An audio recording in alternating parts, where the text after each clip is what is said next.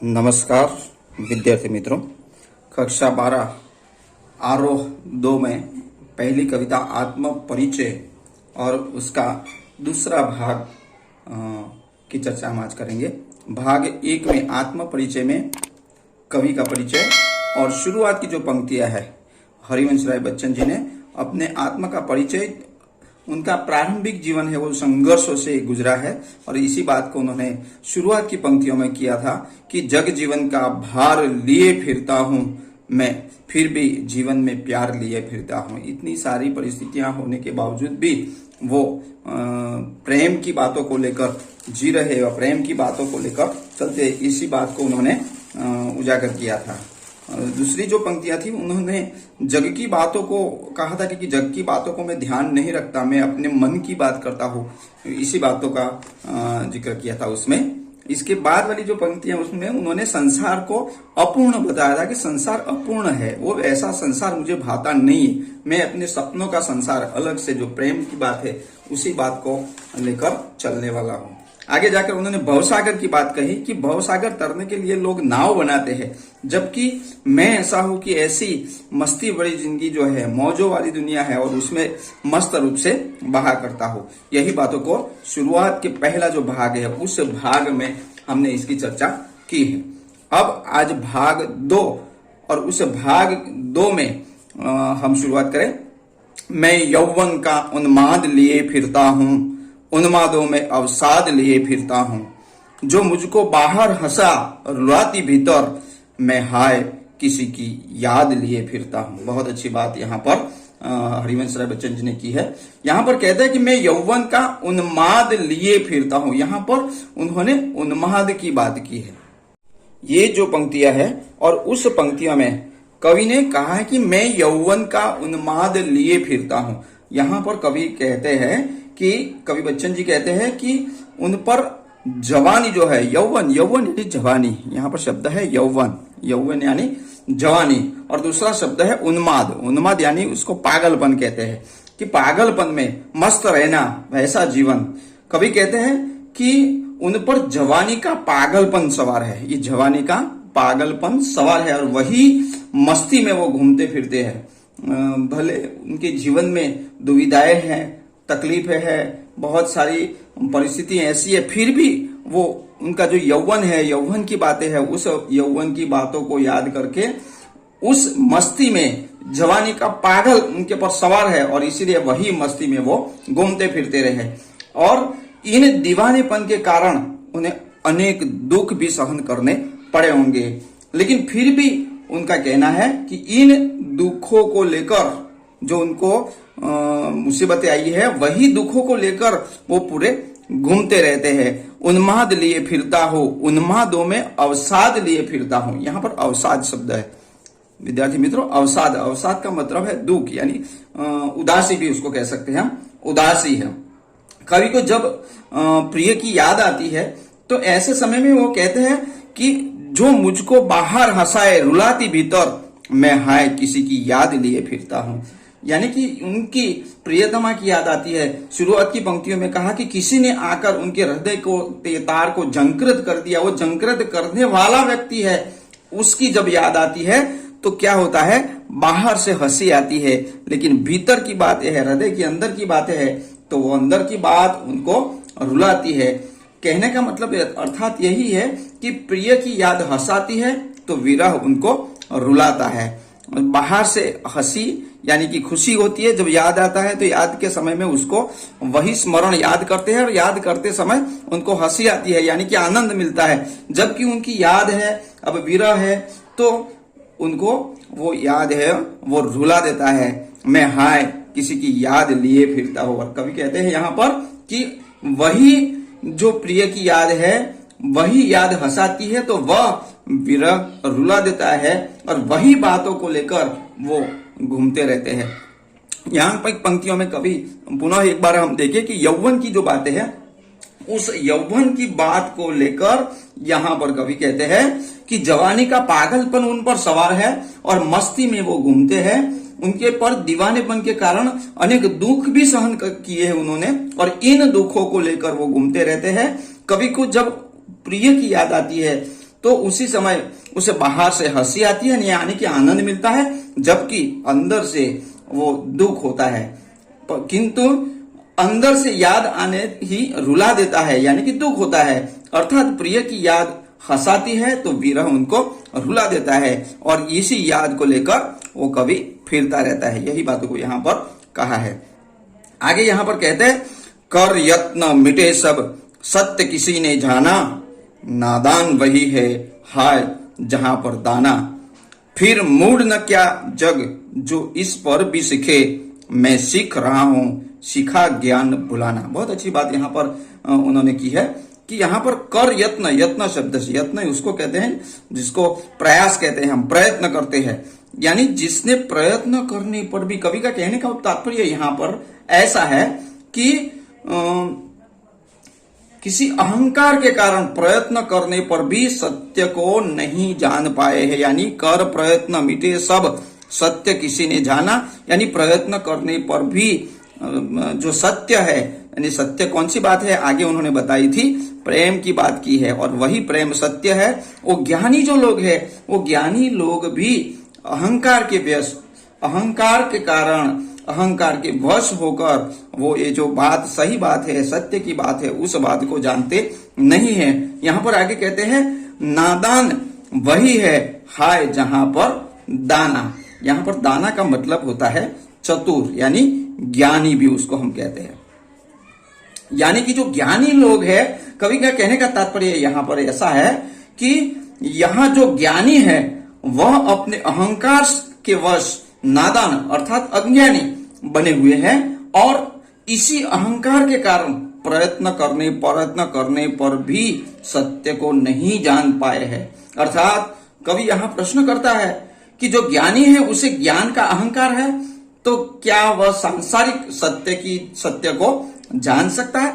यानी कि सांसारिक सत्य को जाना नहीं है। जो ज्ञानी जो लोग है, उस ज्ञानी अहंकार में मग्न है, और अहंकार के कारण जो सही बात है, सत्य बात है, प्रेम की बात है, उस बात को जाना नहीं है। वो लोग ज्ञान के वश में आ गए हैं, और ज्ञान के साथ साथ उनमें अहंकार आ गया है, और अहंकार के कारण ये बातों को वो जान सकते नहीं है। फिर मूड न क्या जग, जो इस पर भी सीखे, मैं सीख रहा हूं सीखा ज्ञान भुला। और आगे कवि कहते हैं कि संसार क्या मूर्ख नहीं है जो इनको पहचान नहीं पा सके, कि अहंकार वश क्या इस संसार में प्रेम को जाना जा सकता है। फिर मूड ना क्या जग, यहाँ पर मूड शब्द है, मूड यानी कि मूर्ख। फिर ये जगत ये मूर्ख नहीं है कि जो इस बात पर से न सीखे, मूर्ख नहीं है जो इनको पहचान नहीं हो पाए कि अहंकार के कारण इस संसार के जो प्रेम की बात है, उस प्रेम की बात को नहीं जाना सकता है। मैं सीख रहा हूं सीखा ज्ञान भुलाना, यानी कवि कहते हैं कि मैं तो सांसारिक ज्ञान को भुलाकर सांसारिक प्रेम को सीख रहा हूं, यानी कि सत्य को सीख रहा हूं। सत्य की बात यहाँ पर जो उन्होंने की कि सत्य क्या है जगत ने नहीं जाना है।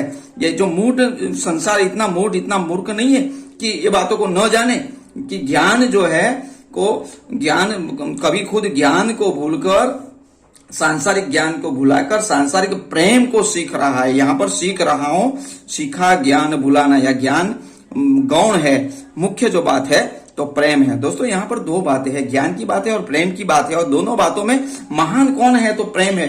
एक पुराना फिल्मी गीत है, उसकी पंक्तियां भी शायद आपने सुनी होगी, नफरत की दुनिया को छोड़ प्रेम की दुनिया को, यानी प्रेम की दुनिया ही महान है। और यही बात को यहाँ पर कवि कहते हैं कि मैं सीख रहा हूं, कौन सी बातों को सीख रहा हूं, कि सांसारिक ज्ञान को भुलाकर सांसारिक प्रेम को सीख रहा हूं, और वो सही अर्थ में सत्य है। वही बात यहाँ पर कवि कहते हैं।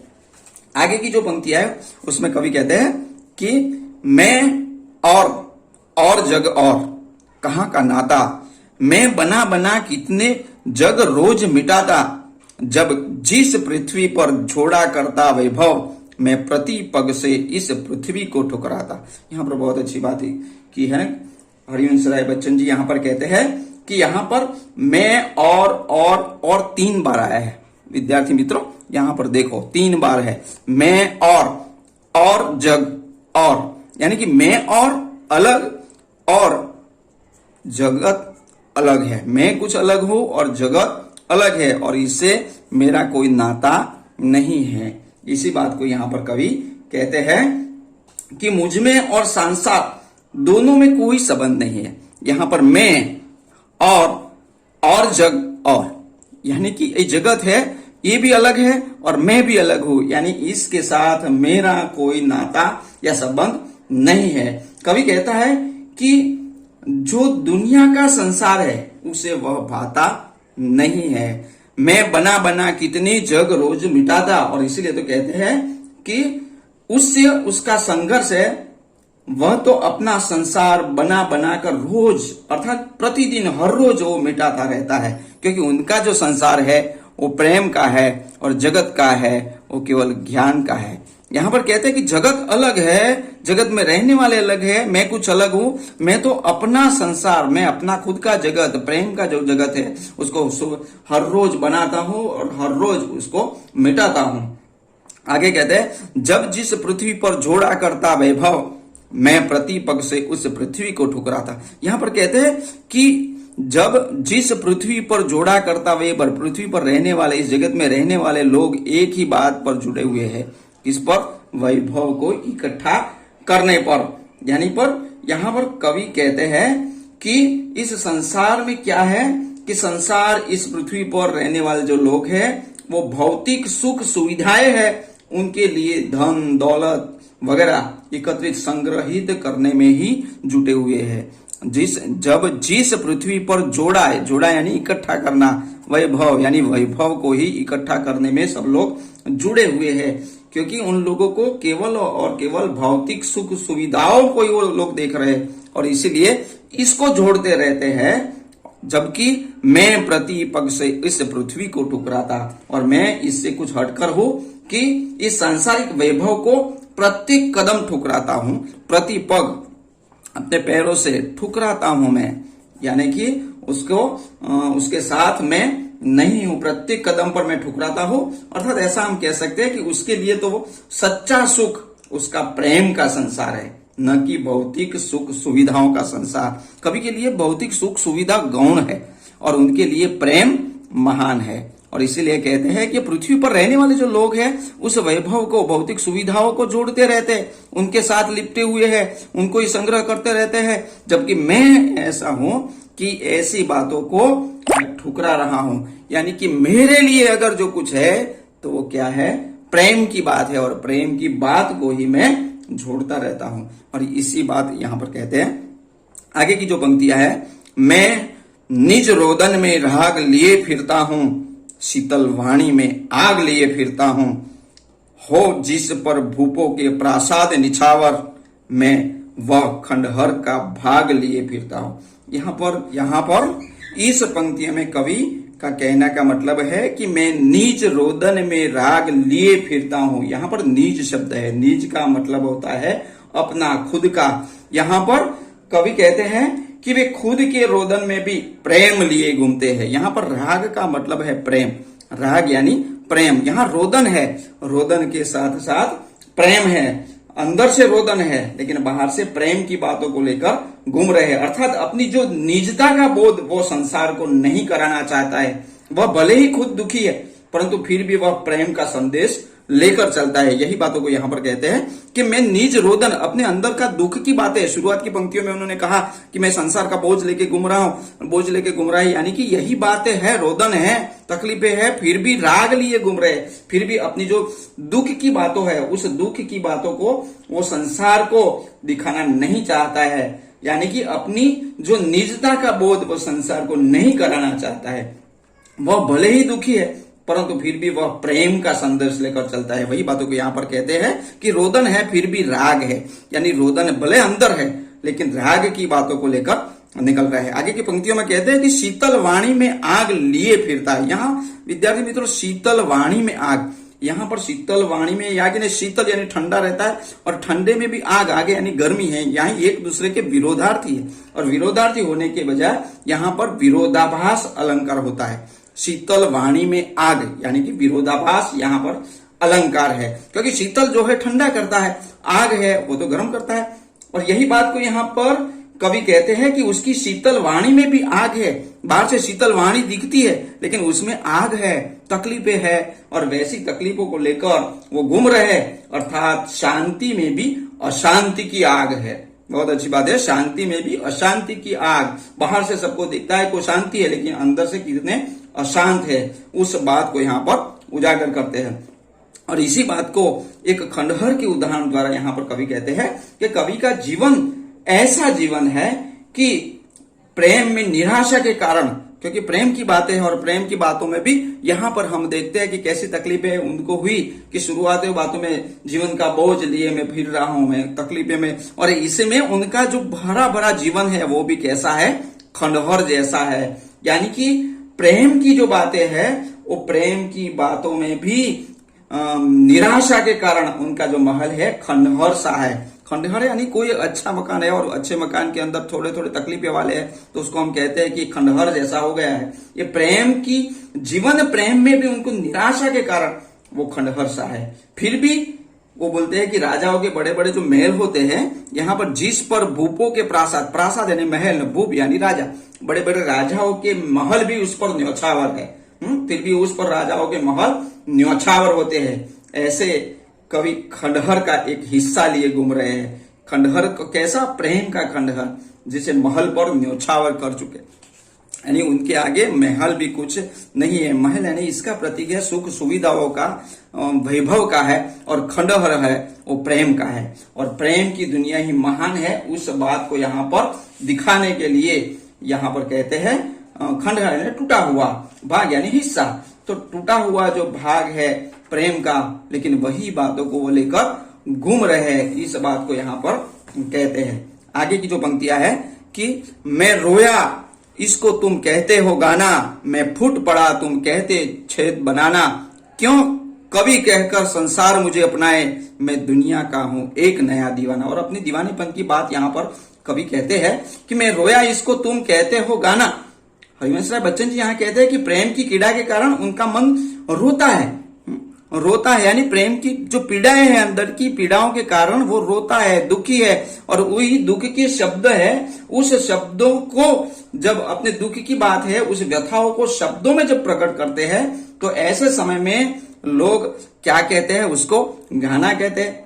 इसे संसार गाना समझता है, वास्तव में वो गाना नहीं है, उसके दुख की बातें है। दुख की बातों को भाई शब्दों में उजागर करते हैं तो लोग गाना कहते हैं। मैं फूट पड़ा तुम कहते छेद बनाना, और मैं अधिक पीड़ा के कारण, यहां फूट कर रोना, फूट पड़ना मुहावरा है, फूट पड़ना यानी जोर से रोना, यानी वो पीड़ा अधिक होती है तब वह दुख को शब्दों के माध्यम से जब व्यक्त करता है तो संसार इस प्रक्रिया को क्या कहते हैं, छंद बनाना कहती है। अच्छे राग में आप गाते हैं लेकिन वास्तव में वो फूट फूट कर रो रहा है क्योंकि अंदर की पीड़ा अधिक होती है, लेकिन ऐसी बातों को आप छंद कहते हैं। फिर कवि प्रश्न करता है कि क्यों कवि कहकर संसार मुझे अपना, यह संसार मुझे कवि कहकर क्यों अपनाता है। कवि प्रश्न करता है कि यह संसार मुझे कवि के रूप में अपनाने के लिए तैयार क्यों है। वह तो इस संसार का नया दीवाना है, मैं दुनिया का हूं एक नया दीवाना, और दीवानेपन की बात को लेकर मैं निकला हूं। और इसी बात को लेकर लोग कहते हैं ये गाना है, ये छंद बनाया है, ये कितना अच्छा है, और इसीलिए वो कवि है।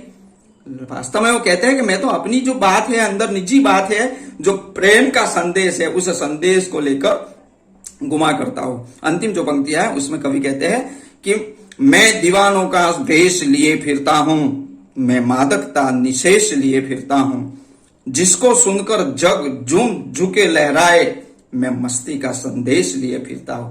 और अंत में जो मस्ती की बात यहां पर कहते हैं कि मैं दीवानों का वेश लिए फिरता हूं। दीवाने हमेशा मस्ताने होते हैं, और कवि कहते हैं कि दीवानों का वेश धारण करके मैं संसार में फिरता हूं, यानी कि ये दीवानों का वेश धारण करके मैं संसार में घूमता हूं। उसके जीवन में जो मस्ती शेष रह गई है उसको लेकर वो घूम रहे हैं। मादकता निशेष लिए फिरता हूं, उसमें जो मादक यानी जो मस्ती रही है, उस मस्ती को लेकर निशेष थोड़ी सी भी जो रह गई है उसको लेकर वो सारा संसार झूम उठता है इस बातों को देखकर। यहां पर कहते हैं कि जो भी मस्ती शेष रह गई है उससे लिए वह घूमता है, और इस मस्ती को सुनकर जो सारा संसार है, जिसको सुनकर जग झूम उठता है, लहराता है, आनंदमय होता है। मैं मस्ती का संदेश लिए फिरता हूं। मैं तो अपनी मस्ती का ही संदेश लेकर फिर रहा हूं। कवि के गीतों की जो मस्ती है उनको सुनकर लोग प्रेम में झूम उठते हैं, क्योंकि वास्तव में तो वो प्रेम की गीत ही बोलते हैं। मस्ती के जो गीत है अपने निजी जीवन के उसको ही सुनाते हैं, लेकिन उसमें भी प्रेम में लोग झूम उठते हैं, झुक जाते हैं। हम झुके लहराए, झूमे झुके लहराए, लहराते हैं, झुक जाते हैं, झूम उठते हैं, मस्ती में लहराते हैं। मस्ती के संदेश को लेकर कवि संसार में घूमता है और जिसे संसार गीत समझता है, यह तो उसका प्रेम का संदेश है। और इसी कहते हैं कि मैं मस्ती का संदेश है, प्रेम का संदेश है, और यही प्रेम के संदेश को लेकर मैं घूम रहा हूं। और इतनी बहुत अच्छी कविता जो है आत्म परिचय के रूप में यहाँ पर कवि ने बहुत अच्छी अपने आत्मा का परिचय, जग की बातों को छोड़ो, मैं खुद की बातों को लेकर निकल रहा हूं, इस बात को यहाँ पर बच्चन जी ने उजागर किया है कि सांसारिक जीवन से दबा है फिर भी जीवन में प्यार से आगे बढ़ रहा है। जो उसके जीवन में जो उनकी प्रियतमा है उन्होंने उसके प्रेम से जंकृत किया, उस सांसों के दो तारों को लेकर फिर रहा है और अपने मस्त भोलेपन में संसार की चिंता वो करते नहीं है। संसार जगत है, जो गाना है वो करे, वो अलग है। वो अपने प्रेम की जो बातें है उस प्रेम की बातों को लेकर निकल रहे। बहुत अच्छी बात अपने आत्म परिचय में उन्होंने दिया है। इसके जो प्रश्नोत्तर है उस प्रश्नोत्तर को हम समझने का प्रयत्न करेंगे और वही प्रश्नोत्तर को हम लिखेंगे। दोस्तों, अभी तक आपने इसी चैनल को सब्सक्राइब नहीं किया है या तो आप नए हैं और आप देख रहे हैं और सब चैनल को सब्सक्राइब नहीं किया है, तो अभी सब्सक्राइब करें ताकि आने वाले दूसरी कविता की जो वीडियो है उस वीडियो आप तक पहुंचे। वीडियो अच्छा लगे तो आप लाइक करेंगे, अपने दोस्तों से शेयर करेंगे। फिर से मिलेंगे दूसरी कविता के साथ। नमस्ते।